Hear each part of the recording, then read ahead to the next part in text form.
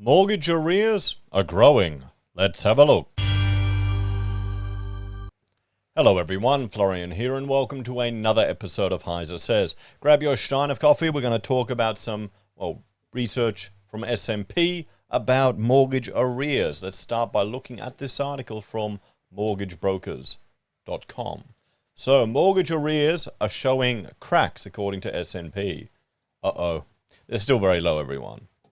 The credit ratings agency expects the magnitude of mortgage arrears increases to be greater than in recent years. Well, it's not surprising. It went incredibly low in recent years.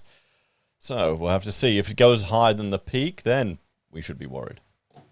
Australian prime and non-conforming home loan arrears rose in December, according to the credit ratings agency. The credit ratings agency, S&P Global Ratings monthly market overview for December 22, revealed prime mortgage arrears continued to rise to 0.76% from 0.65% in November. The data also noted that December was one of the peak months for higher arrears, with consumer spending elevated in the lead up to Christmas and holiday spending.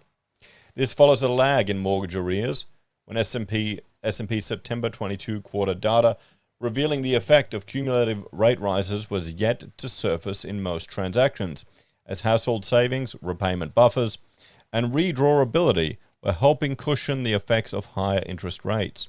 However, as borrowers absorb their savings and the Reserve Bank of Australia continues its rate hiking cycle, with the cash rate lifting to 3.35% in February, S&P expects the magnitude of arrears increases to be greater than in recent years.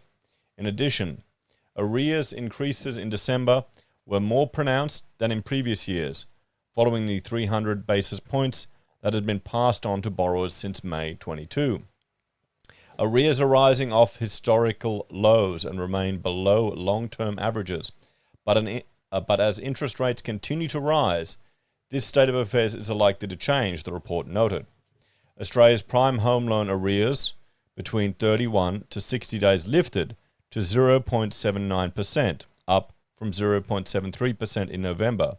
However, remains at record low levels. It's still at record low levels, and I'm going to have to update the data I have in my slide deck for this. This is more up to date. Arrears were higher with the major banks at 1.4% compared with regional banks at 1.09%. Non-banking originators 0.62%, or non-bank institutions 0.4%. So risky loans have the biggest cracks. In the non-conforming sector, arrears started rising in July 22, with increased spread across all arrears categories. Non-conforming arrears reached 3.2%, compared with 2.66% a month earlier. Non-conforming borrowers, who are typically more highly leveraged and have larger loans, often have fewer options than prime borrowers to refinance, thereby exacerbating arrears, the report noted.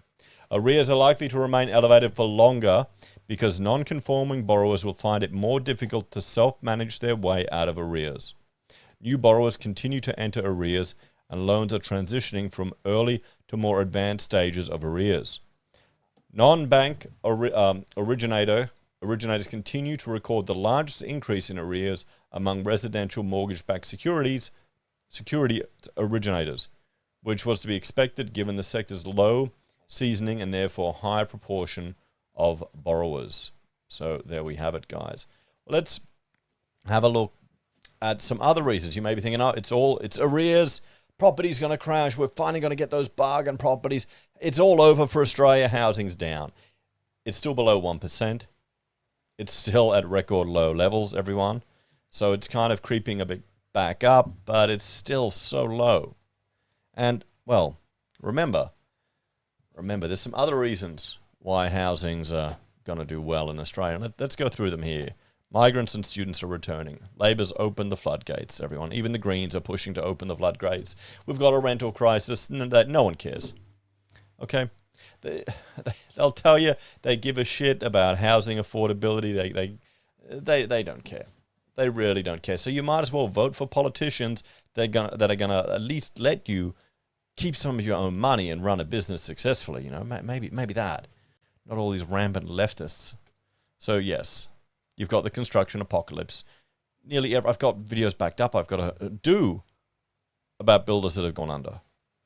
The problem is, as demand increases, our ability to meet that demand is going to be reduced because you've got builders going down left, right, and center nearly every day.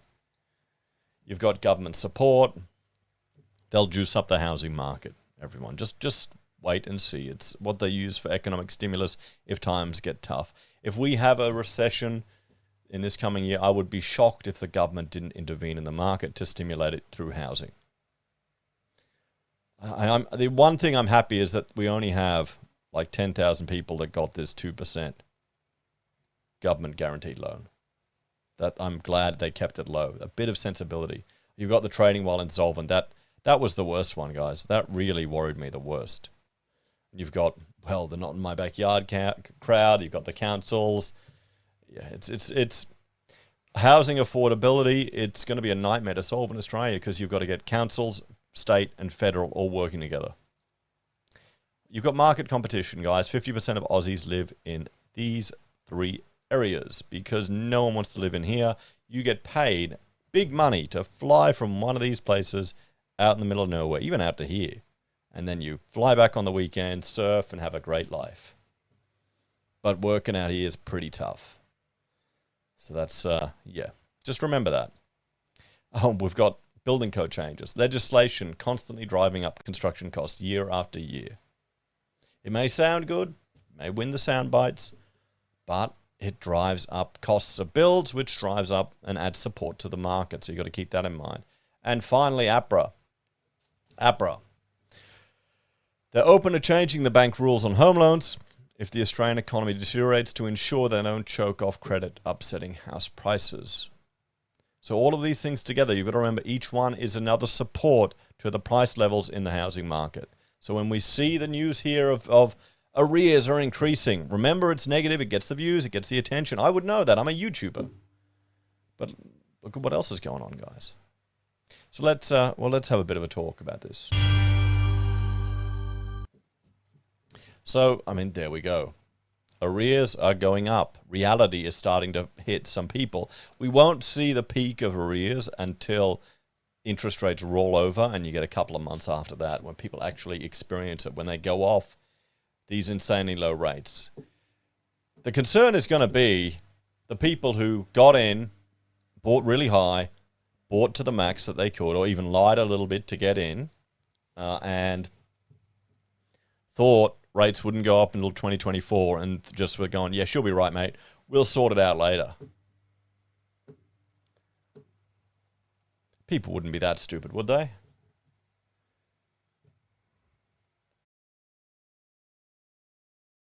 Anyway, guys, let me know your thoughts on this one. Are you worried about arrears rates? I had one viewer sent me a suggestion.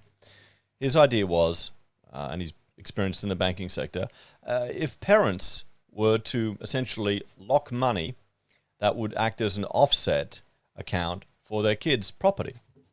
I mean, it sounds like a good idea. I'm just thinking of all of the potential things to go wrong.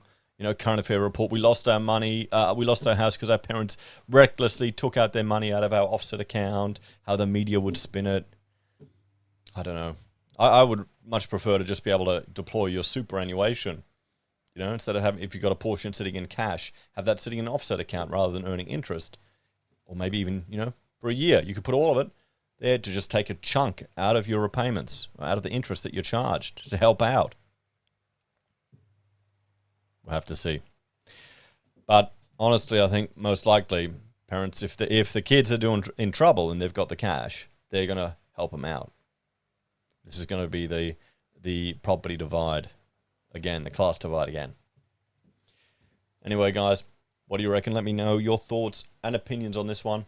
If you're a fan of the channel, check out HeiseBim and Heise Does for other videos I discuss things about. If you want to support us, you can on YouTube or Patreon. Use our affiliate links, buy our Pocket Squares, or call us if you need an architect. Take care, everyone. Have a great evening. It's getting late. I'm not going to record any more videos. I'm going to relax, and I will see you later on. I might do some Blender. Might, you know, render a few other things. I finally got it working. I finally managed to render it, UV map it, bake it, and get it into other software. That was a mission.